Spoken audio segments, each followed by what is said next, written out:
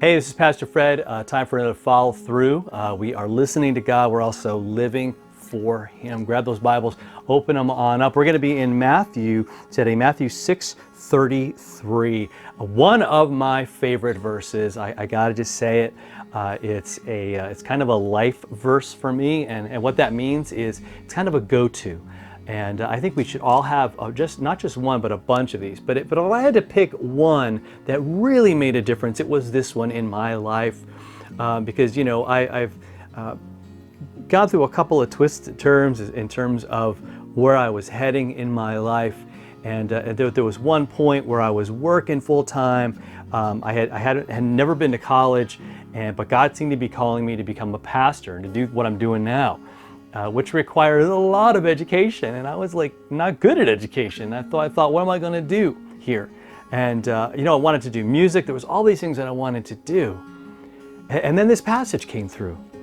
It was Jesus saying directly to me. He said, "Seek first the kingdom of God and His righteousness, and all these things will be added to you." Right? That's Matthew 6:33. Seek first His kingdom. Everything else is just God knows you need this. And that's what's in the rest of this passage. It's a great passage for if you worry, if you struggle with that, if you struggle with anxiety, when you struggle with, oh man, I don't want to make a mistake. I want to make sure I get it all figured out. He's going, look, God knows you need to eat. He knows you need some stuff to wear. He knows you need a place to live. And He's got that. He's on that. He's going to take care of you. In fact, He might use you to help someone else who needs all those basic things, so that they can live their life looking at what He wants them to do, instead of stressing out and freaking out over where that next meal is coming from.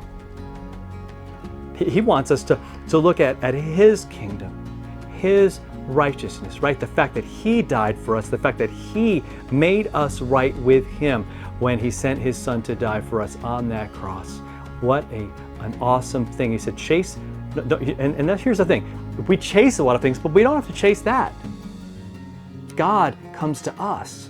See, that's the awesome thing about the gospel. The awesome thing about this good news that we have is that He came to me undeserving, right? Kind of directionless and all of that. And he saved me, set me free, and said, all right, here we go. I want you to serve me.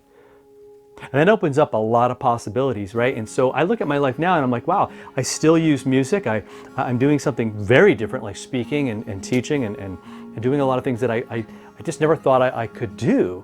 And that's kind of sort of true. I can't do them of myself, but He gives me the power, gives me the strength to be able to do those things. So I hope that helps you. I hope that, again, take some of that weight off, because He's already pleased with you. He's already given you His kingdom. He's already made you right with Him in Jesus. And so seek that. Seek Him.